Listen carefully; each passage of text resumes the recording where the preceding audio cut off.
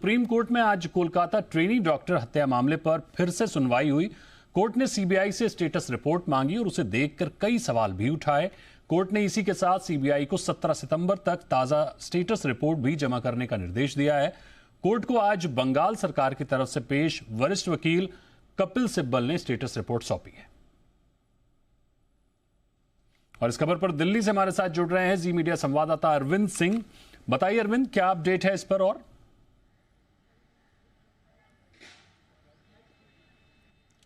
देखिए, आज की सुनवाई की जो सबसे बड़ी बात रही वो ये कि सुप्रीम कोर्ट ने जो पश्चिम बंगाल में डॉक्टर जो हड़ताल पर है उनसे कहा है कि वो काम पर लौटें और चीफ जस्टिस ने उन्हें कल शाम 5 बजे तक का वक्त दिया है।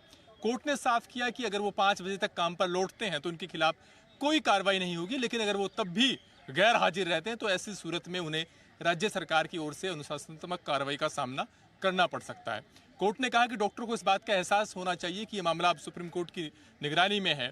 सुप्रीम कोर्ट ये अपनी तरफ से सुनिश्चित कर रहा है कि डॉक्टरों को पर्याप्त सुरक्षा उपलब्ध कराया जाए और कोर्ट ने आज राज्य सरकार से भी कहा कि वो सुरक्षा में कोई कोताही ना बरते, ऐसा माहौल बनाए ताकि डॉक्टरों के अंदर विश्वास की भावना उपजे, वो काम पर लौट सकें, अच्छे से वो अपनी ड्यूटी को निभा सकें। लेकिन डॉक्टरों को इस बात का एहसास होना चाहिए कि वो उन्होंने सेवा के पेशे को चुना है और अगर सुप्रीम कोर्ट उनकी सुरक्षा सुनिश्चित करने के लिए तैयार है तो ऐसी सूरत में उनको काम पर लौटना होगा ही।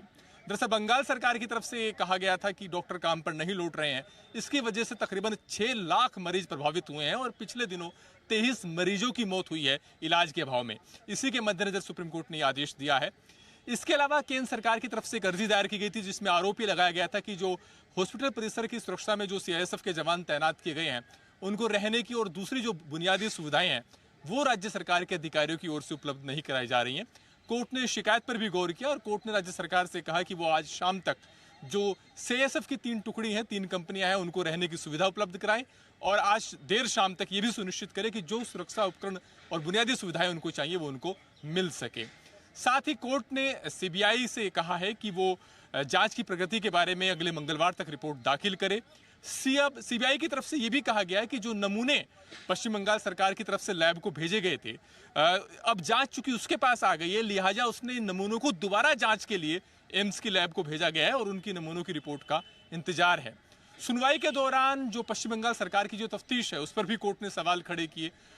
खासतौर पर कोर्ट ने यह कहा कि बात साफ है कि एफआईआर दर्ज होने में तकरीबन 14 घंटे का वक्त लगा है। पोस्टमार्टम के वक्त जो चालान पेश किया जाता है जिसमें आप समझ सकते हैं कि जो जांच अधिकारी जो मेडिकल सुपरिटेंडेंट है उससे आग्रह करते हैं कि पोस्टमार्टम किया जाए, उसका जो चालान का जो पत्र की जो कॉपी थी वो आज कोर्ट को नहीं मिल पाई और कोर्ट ने इस पर भी सवाल उठाए कि आखिर बिना चालान के पोस्टमार्टम कैसे हो गया और अगर ऐसा होता है तो ये अपने आप में गड़बड़ी है। पश्चिम बंगाल सरकार के वकील ने कोर्ट को आश्वस्त किया कि जब अगली सुनवाई होगी तो वो चालान की कॉपी भी उपलब्ध करा देंगे।